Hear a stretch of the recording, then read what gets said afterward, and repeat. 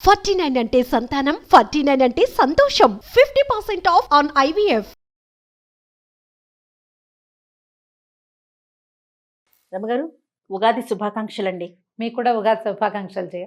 మన ప్రేక్షకులందరి జీవితాల్లో, ప్రపంచంలో ఉన్న వ్యక్తులందరి జీవితాల్లోకి ఎన్నో శుభాలు తీసుకురావాలని మనసారా ఆకాంక్షిద్దాం. తప్పకుండా అండి. పేరు వింటుంటేనే చాలా ఆనందం అనిపిస్తోంది. మంచి పేరు. ఎందుకంటే గత 2 సంవత్సరాల నుంచి అనేక రకాలైన ఇబ్బందులను ఎదుర్కొన్నాం. మనమే కాదు, ప్రపంచం మొత్తం కూడా విలవిల్లాడిపోయాం ఊహించని విధంగా. మరి ఈ సంవత్సరం అవన్నీ తొలగిపోయి అంతా సంతోషంగా ఉండాలి, ముందు ఆరోగ్యంగా ఉండాలని కోరుకుంటున్నాం కదా రమగారు? అవును. ప్రతి సంవత్సరం పండగప్పుడు మనం ఇలాంటివే ఆకాంక్షిస్తాం. అవును. చక్కగా సాంప్రదాయబద్ధమైన వస్త్రధారణ, సాంప్రదాయబద్ధమైన పూజా విధానము, మన ఆచరణలు కూడా మన ఊళ్ళల్లో మన ఇళ్లలో మనం ఏం చేసుకుంటామో అదే పందా ప్రకారం ఈ తొలి రోజు ప్రశాంతంగా జరుపుకుంటే ఒక సంవత్సరం అంతా కూడా ఇదే ప్రశాంతత కంటిన్యూ అవుతుందని. గత 2 సంవత్సరాలుగా ఎన్నో రకాల ఆటుపోట్లని, భయాందోళనలని, ఏ రకంగా దీంట్లో నుంచి బయటపడతాను రా దేవుడా అని అనిపించి దినదిన గండంగా ఉన్న కొన్ని రోజుల్ని కూడా గడిపాం. అవునండి. ఈ సంవత్సరంలో భగవంతుడు మేలు చేసి, ప్రభు మనని చల్లగా చూసి, స్వామి ఈ సమస్య ఏది లేకుండా, ఒకవేళ ఏ చిన్న పొన్నది కనపడినా అది గాలివాలికి పోయేలాంటి పరిస్థితే ఉంటుందని, ఈ సంవత్సరపు పేరు కూడా శుభాన్ని కలిగించే విధమైన పేరుతోటే ఉన్నది కాబట్టి ఆ శక్తి తప్పకుండా ఇందులో ఉంటుంది. అందుకని పేరు చెప్పుకుంటూ ఉండాలి మనం. వైబ్రేషన్స్ అన్ని మన జీవితాల్లో ఎంతో కొంత ప్రతిబింబించి సమస్యలు తక్కువగా ఉంటే ఆటోమేటిక్గా మళ్ళీ మనం పాత జనజీవన స్రవంతిలోకి 2 ఏళ్ల క్రితం మనం ఎలా హాయిగా ఫ్రీగా ఏ భయాలు లేకుండా, ఏ కవచాలు లేకుండా, ముఖ్యంగా ఏ బాధలు లేకుండా ఎలా ఉన్నామో ఆ రోజుకి తిరిగి వెళ్ళిపోవాలని భావిస్తూ హాయిగా పండగ చేసుకుందాం. ఏటా చేసినట్టే కాలం భలే నేర్పిస్తోంది. చూసారా రమగారు? ఇంతకు ముందు ప్రతి విషయానికి మనం ఏమనుకునే వాళ్ళం అంటే, నేను బాగుండాలి, నా కుటుంబం బాగుండాలి, మా బంధువులు బాగుండాలి, అంతవరకు ఆలోచించేవాళ్ళం. ఇప్పుడు చూసారా, ప్రపంచం అంతా బాగుండాలి, అందరూ ఆరోగ్యంగా ఉండాలి, అక్కడెవడో వాడెవడో ఆరోగ్యంగా ఉంటేనే మనం ఉంటాం కదా. ఇప్పుడు అలా ఆలోచించాల్సి వస్తుంది. అలా మనకి ఎలాంటి కాలం నేర్పిస్తోంది. అది కాలమే నేర్పిస్తుంది. ఈ ఉగాది పండగ కూడా కాలానికి సంబంధించిన పండగే. 2 ఏళ్ల కాలగమనంలో మనం దాన్ని గౌరవించడం నేర్చుకున్నాం. కరెక్ట్ అండి. సమయానికి చాలా ప్రేమించటం, ప్రకృతిని ప్రేమించడం, సమయానికి విలువివ్వటం నేర్పింది మనకి బలవంతంగా. ఈ నేర్చుకున్న పాఠాన్ని గాల్లో కలిపేయకుండా ఈ పాఠాన్ని జీవిత పాఠంగానే మనం భావించి చక్కగా ధైర్యంగా సాహసోపేతంగాను, అలాగని జాగ్రత్తలతోటి, దాంతోపాటు జాగ్రత్తలతోటి ముందు జీవితం భావి జీవితాలను కూడా మనం ఇలాగే ముందుకు తీసుకెళ్ళాలి. ఎప్పట్లాగానే షడ్రుచులతోటి చక్కగా పండగ చేసుకోవటం. ఈ షడ్రుచులు ప్రతి సంవత్సరము మనం ఇవే మాటలు చెప్తాం, కానీ ఏటా అది కొత్తగానే అనిపిస్తుంది కదా. ఎందుకంటే మనం సాధారణంగా ఎవరైనా చేదు ఎవ్వరు కోరుకోరు, అన్నీ స్వీట్ మెమరీస్గానే ఉండాలి. బ్యాడ్ మెమరీ గుర్తు చేసుకుంటే ఏదైనా బిట్టర్ మెమరీస్ అవి నోట్లోకి వచ్చేస్తాయి, ఆ రుచి దాన్ని భరించలేం. బ్యాడ్ మెమరీస్ ఉండాలి, ఉంటాయి. వాటిని అధిగమించే స్వీట్ మెమరీస్ని ప్రతిరోజు మన సొంతం చేసుకుంటూ ఉండాలి. చిన్న చిన్న విషయాల్లో కూడా సంతోషాన్ని వెతకాలి. ప్రతి చిన్నదాన్ని హాయిగా సెలబ్రేషన్ లాగా మనం ముందుకు తీసుకెళ్తే పెద్ద పెద్ద ఇబ్బందులు కూడా ఈజీగా అధిగమించాం. అందుకనే మనకి ఈ ఉగాది పచ్చడిలో వేప కలుపుతారు. చేదుని అధిగమించడం నేర్చుకో. జీవితం అంటే ఈ రెండిటి కలయిక, చేదు తీపుల కలయిక. ఎన్నో రుచులు ఉంటాయి వీటితో పాటు ఇంకా ఎన్నో రుచులు ఉంటాయి, రకరకాలు. అవును. ఇప్పుడు ఈ రకరకాల కంటే మనకి బాగా డామినేటింగ్గా ఉండేది చేదు. దాన్ని డామినేట్ చేయడానికి మనం ఓ పులుపు, ఓ వగరు, ఒక తీపి, వీటిని కలుపుకుంటాం.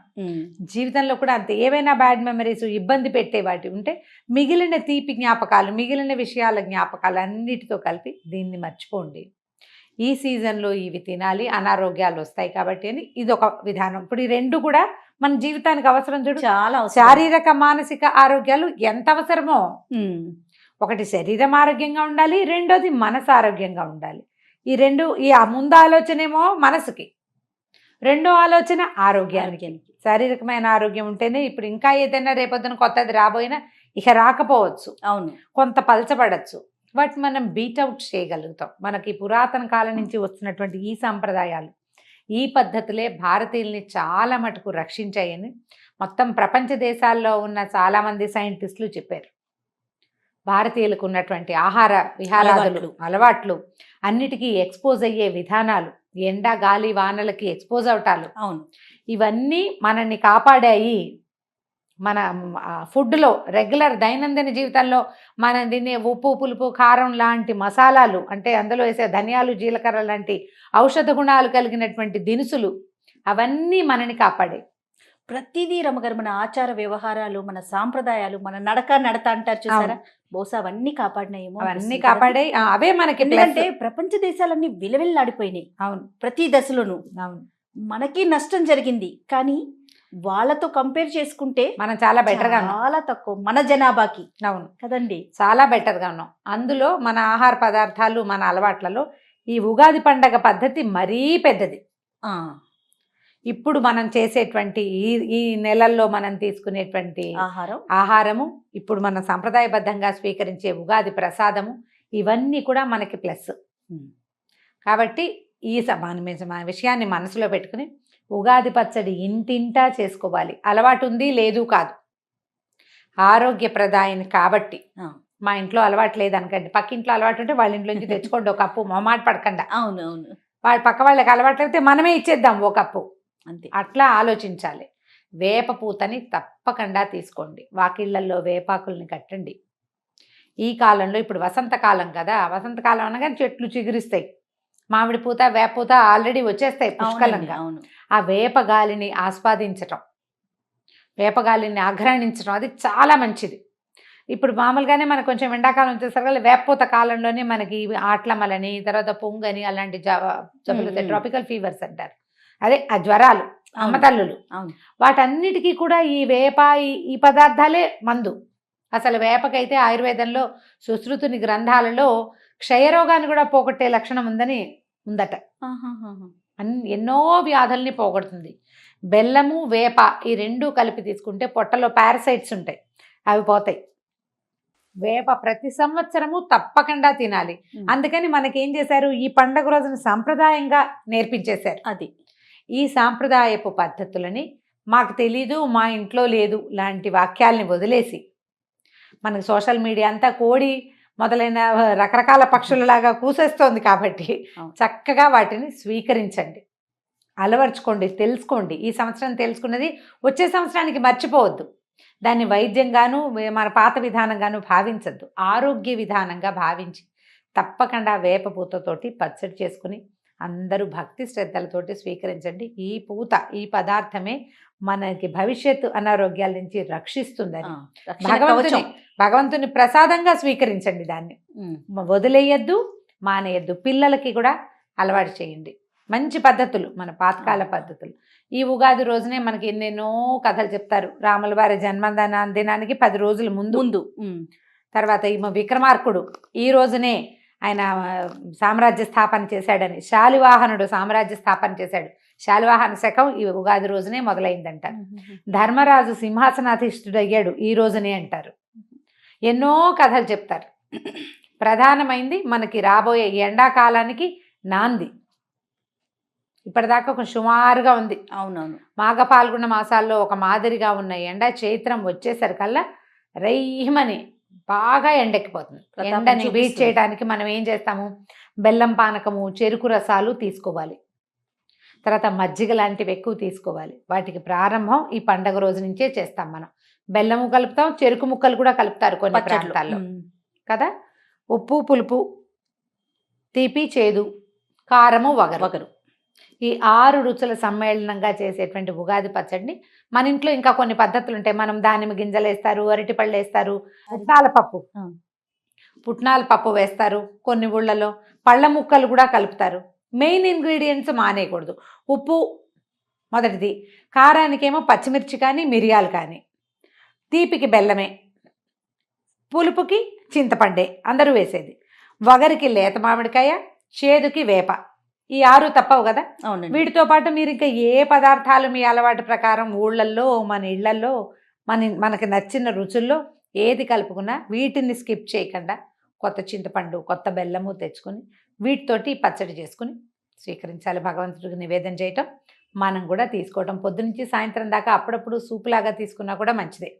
మేము 2 రోజులు కూడా తింటాం, నెక్స్ట్ డే కూడా తినేస్తాం ఉగాది పచ్చడి. ఇది మంచిది ఆరోగ్యానికి. ఈ వేప పూతని ఈ సీజన్లో ఎక్కువ సార్లు తీసుకోవటానికి కూడా మనం ప్రయత్నం చేయొచ్చు. అన్నంలో వేసుకుని తినచ్చు, రుచిగా ఉంటుంది, ఏమి ఇబ్బంది ఉండదు. ఆ పూత దాచిపెట్టుకుంటే మనం ఎండలో పెట్టేసి ఎండిపోయిన తర్వాత డబ్బాలో పోసి పెట్టుకోండి. వడ్డం చేసే ముందు చిన్న చిన్న మూకుడులు ఉంటాయి కదా, మూకుడులో కొద్దిగా నెయ్యి వేసి కొంచెం జీలకర్ర వేసి వేగనివ్వండి. ఈ వేప పూతని ఇంత వేసేసి వేయించేసేయండి, వేగిపోతుంది. ఒక చిటికెడు ఉప్పేసి అంత అన్నం కలిపి మన ప్లేట్లో తలా ఒక ముద్ద పెట్టేయండి.